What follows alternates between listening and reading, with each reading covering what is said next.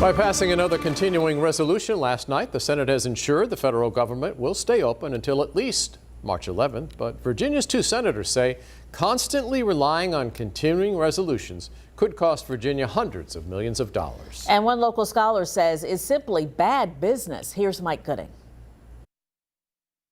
For 12 of the past 13 fiscal years, including this one, the federal government has operated under a continuing resolution, much to the disgust of Virginia's two U.S. senators. We're operating government under a continuing resolution. I've always described that as like driving while looking in the rearview mirror, because you're just using last year's budget and putting it on autopilot. If we don't go ahead and do a spending bill for this year and instead simply maintain last year's budget, Virginia would lose hundreds of millions of dollars.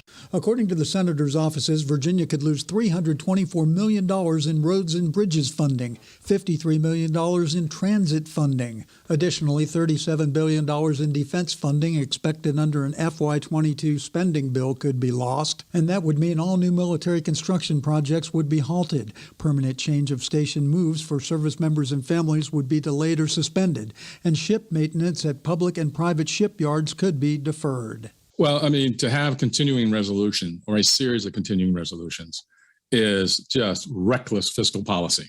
Tidewater Community College business professor Peter Shaw says it's pure stupidity and dangerous. If you're the Defense Department and you've got this massive $600 billion organism that you've got to operate, you need to know 1, 2, 3 years out what resources you have for the defense of the nation.